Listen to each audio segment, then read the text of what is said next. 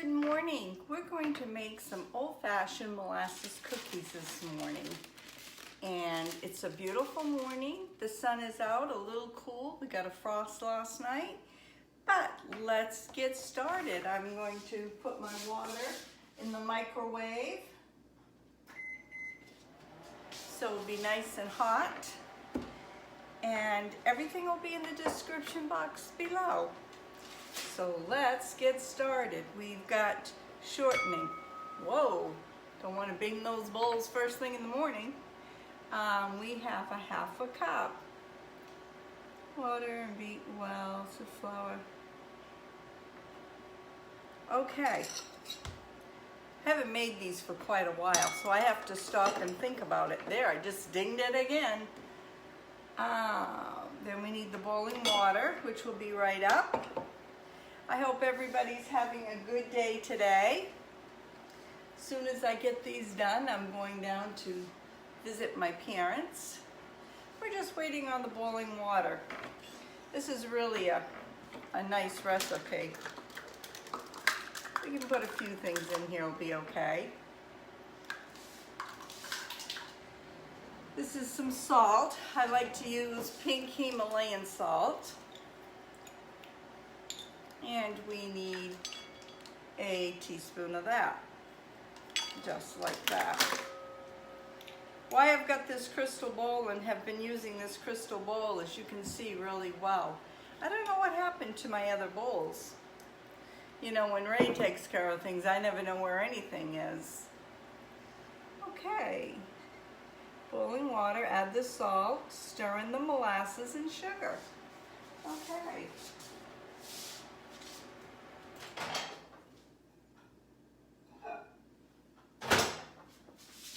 She's nice and hot here. Okay, now it says place shortening in a bowl, pour in the boiling water, and salt. There we have it, right there. And then it says stir in the molasses and sugar. I buy the molasses by the great big jug up to the Amish country. This cost me $11. And usually I spray the inside of my measuring cup, but I forgot to bring the spray over here, so we're not going to do it. We're just going to wing it. There's a half a cup right there. Because when you spray the inside of it, it just all comes out much, much easier. It just slides right out. That's okay. We'll just take it like this and get it out. I love molasses cookies. Growing up as a child, we always had molasses cookies in the home. Okay, just like that. Get rid of that because that's pretty messy. And sugar. A half a cup of sugar. Keep my sugar in a nice big container.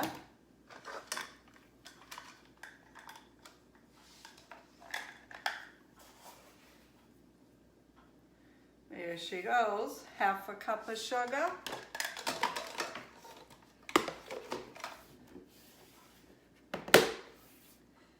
Okay, you want to add salt, molasses, and sugar. And we're going to stir that up a little bit. Without making a mess, I'll add. That molasses all done up there. Okay, we'll stir that in. I'm going to do an unbeaten egg. I always like to put my egg in a separate container to make sure there's no surprises in it. And there's none. Boy, this really dinging. It's really dinging this morning. And it says we want to beat this well. We're going to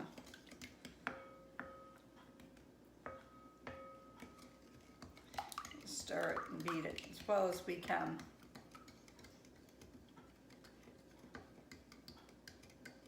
Okay, then we're going to add sugar. We're going to add our flour. And our flour is 2.5. 2.5 cups.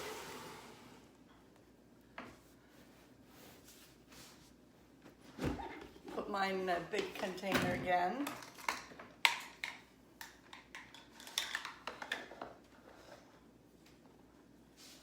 There's the half.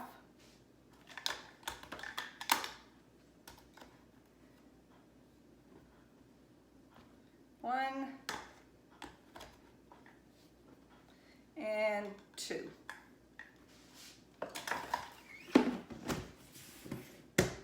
There we go. And this fits a good 10-pound bag of flour.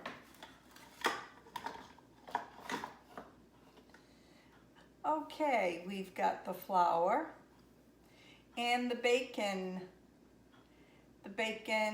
powder, 1 teaspoon bacon powder, coming right up. 1 teaspoon bacon powder.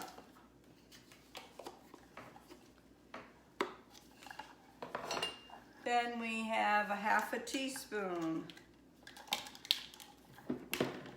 of baking soda.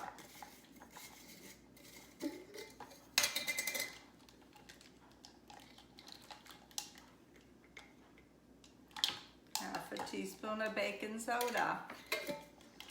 And a teaspoon of ginger and cinnamon.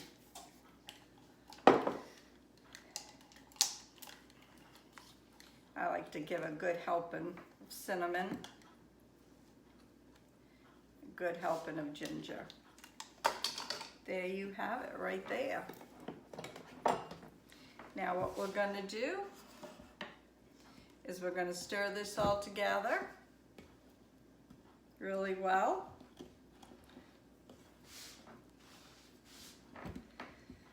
Got my bacon sheet right here and some parchment paper. And if you don't have paper, just put a little spray on your bacon sheet. I've got an ice cream scoop here that I'm going to use.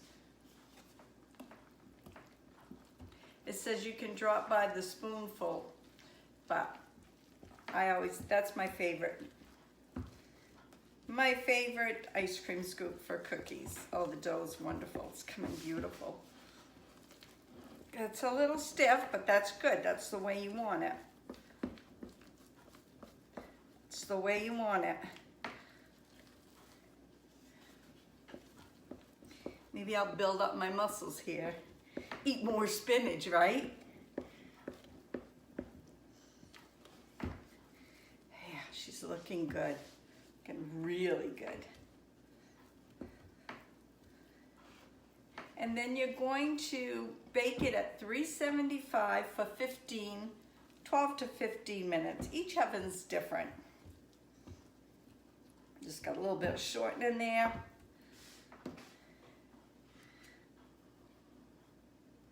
Let's go like this. Get what we can off. Just make sure everything's incorporated well. So a little bit of shortening. Okay, it smells really yummy. I want you to see the dough. Look at that beautiful dough. Look at that. Wonderful, wonderful dough. Okay, now I got my cookie sheet here.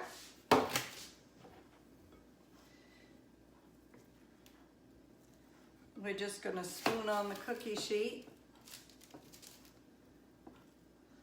Ray will be happy to come home and find these.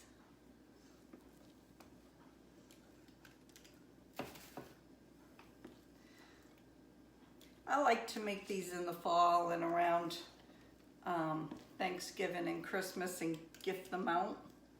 Everybody likes these cookies. So this is a great, great recipe. Been around for a long time. I'll show you the book. It's so cut up with different notes that I have on it. Some of my recipes, it's just filled with notes. Hope I'm not getting too much of a glare with my glasses. I just peeked up and thought, it's all right. It's all right.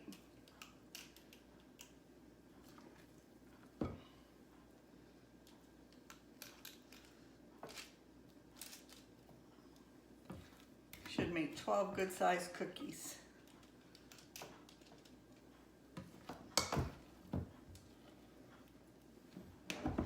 Gosh, I can't even tell you how many I've sold. I've sold dozens and dozens of these cookies. When we were at the farm stand, people would call in orders.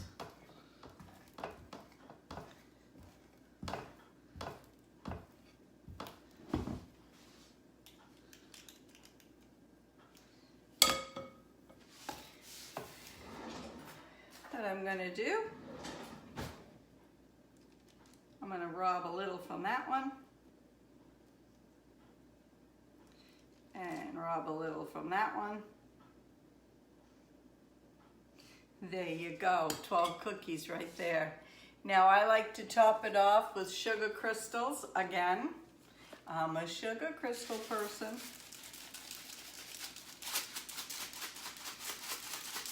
There you go. And my oven's ready. So we'll see you in about 15 minutes. Okay, folks, the molasses cookies are all done. Look at this. Don't they look beautiful? Look at that. How good is that? Yum. I was talking about my recipe book. Look at that, how it's written every which way.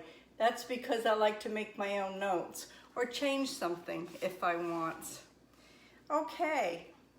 We're going to give it a taste test here. I'm only going to have a half because I've already eaten. I don't need to eat again. Show you the inside. Look how moist and soft that is. That molasses and ginger. Tastes wonderful.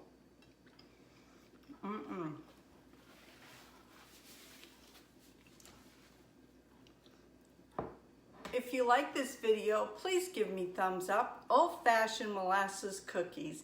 You never know what's going to be on my videos. God bless. We'll see you tomorrow. Bye now.